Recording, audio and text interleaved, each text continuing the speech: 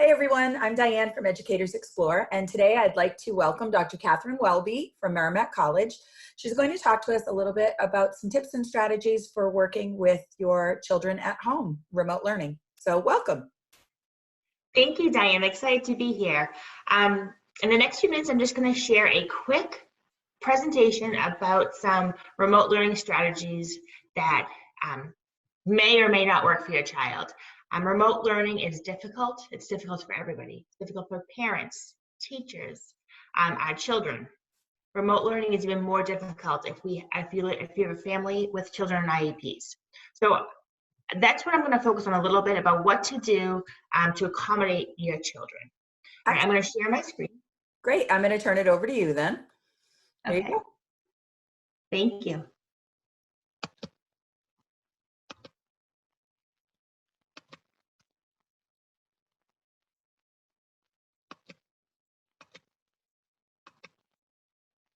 Okay.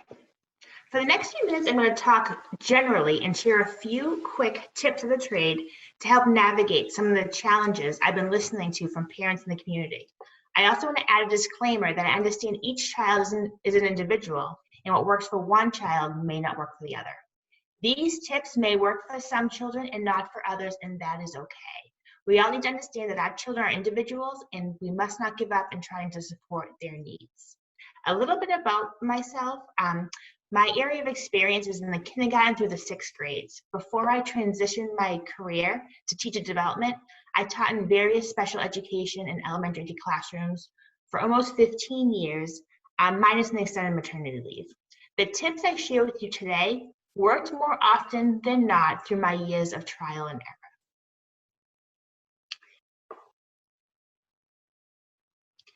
The two areas that people have questions for me about is a lot on organization and a lot on accommodations.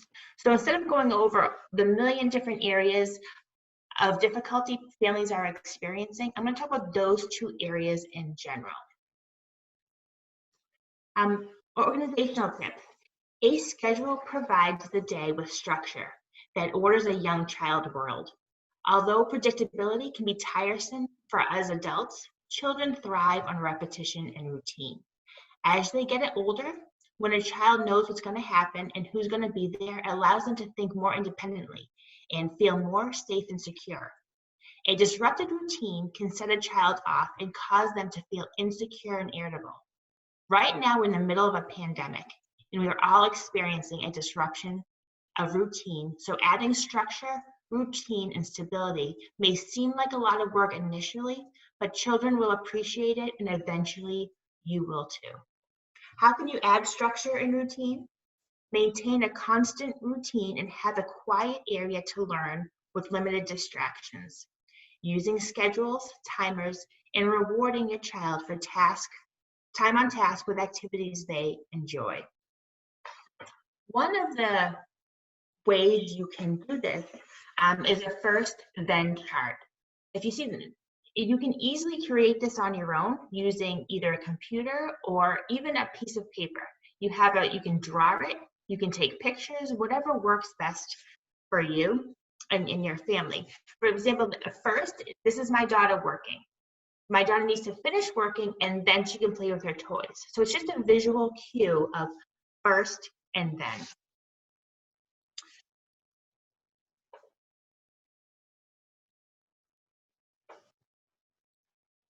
As they get older, you could take pictures of for example, this is my older daughter's 5th grade social studies book. First, she has to do social studies, and then she can jump on the trampoline. You can take pictures of each of the textbooks or their Chromebook or whatever they need to work on, and then have the picture of what they need to work on next. First, you do this, then you do that. First, you do social studies, then you jump on your trampoline. First, you do science, then you can take a 5-minute break. Whatever it works for you is what you can do. These are helpful for children diagnosed with ADHD, autism, communication disorders, developmental delays, intellectual impairments, but honestly, all children can benefit from a first then chart. For older children, you could even have a visual checklist to complete their work. First, you need to get your ELA done. Once it's done, add a check mark. And as they go through their day, they can see the progression, and they can keep checking off the work as they complete.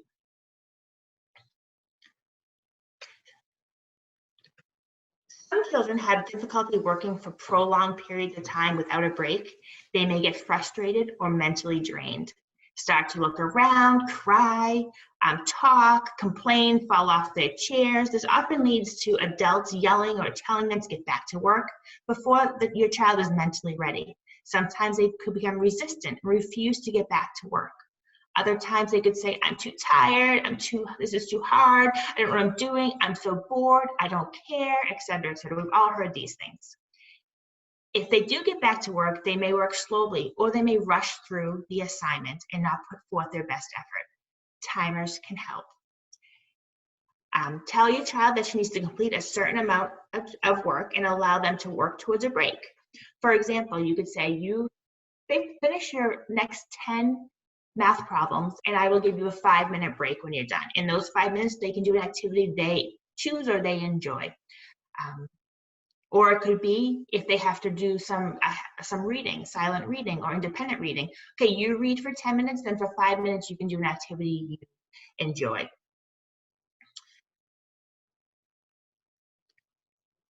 Many children also need a mental break, and more effectively when they have the opportunity to take one. Using a timer takes the ownership away from the parent. The parent is not arbitrarily telling the child the break is over. The timer dictates the length of the break or dictates the length of the work. So this leads to less resistance from the child and less fights that you have to do. There's also virtual timers, which I'm going to show you right here. So this is just an ordinary kitchen timer that you can use to help. You can also use a countdown timer that you might have on your microwave, or Alexa or Google has countdown timers as well. A visual works well as well, and this is also a virtual timer that I'm going to show you. Diane, can you see the virtual timer? Not yet. Okay.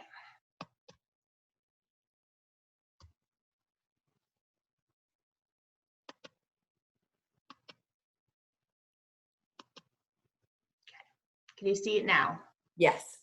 Okay, so this is a virtual timer, and the link is right there on that page. I'm sure Diane's going to share these links with you, but you could do a duration. Say, for example, you want to, it's a 15-minute activity. You could, right here, you could do 15 minutes, and then you can start the timer.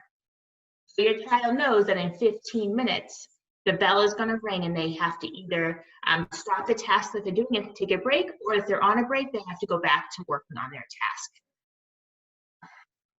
You can lower the volume and change the volume of this as well.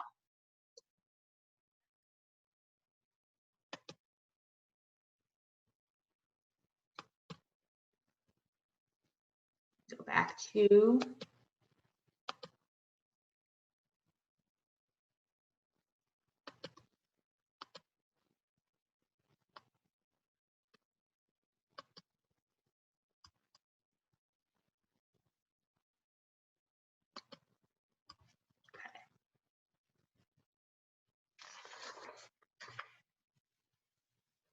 the next area is accommodations. One of the most helpful tools in figuring out your child's accommodations is actually looking at your child's IEP to see that the accommodations that the school uses.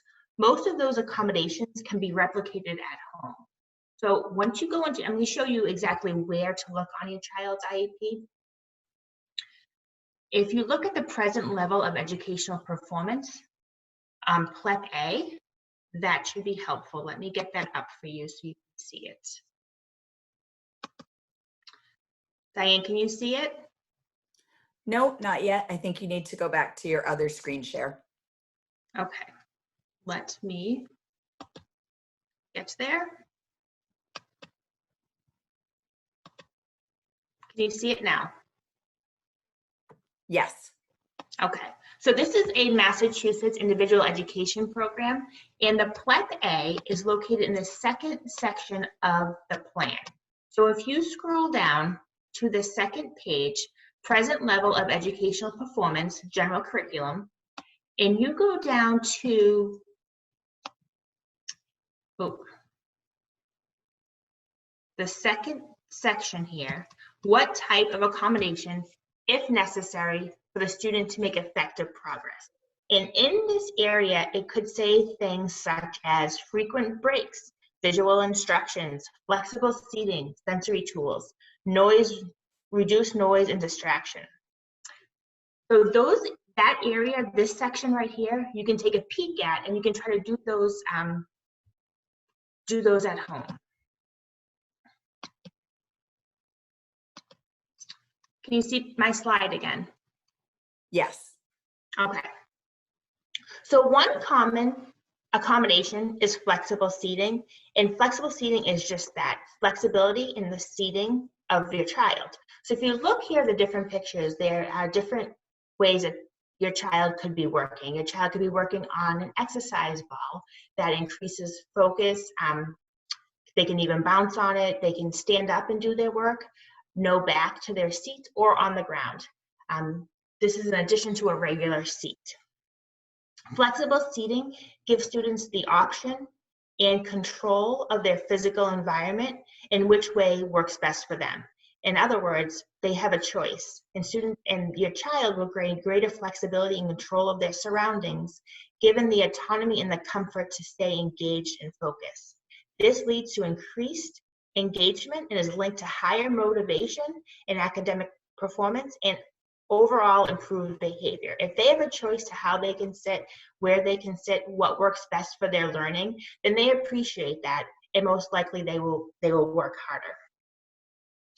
Another accommodation tip is if your child needs to reduce noise to help them focus, you can use noise canceling headphones. We have these in our house when my husband goes on flights. You can order these on Amazon. They're just headphones you put in that cancels out the rest of the noise in the house. And for example, my house, 5 of us working from home, there's a lot of noise going on. And this helps reduce sound and help focus. Chewing gum can also help your child stay focused and on task for longer amounts of time. Chewing gum can improve concentration and visual memory tasks and can boost mental performance and auditory memory. So also chewing gum, mints, that helps increase concentration and focus. Another area is a fidget to focus. I know it sounds crazy, but if you're trying to focus on your task and your hands are busy doing something else, such as playing with silly putty, touching Play-Doh, maybe even a little thing of slime, Velcro that's on the desk for the child, a thing of beads.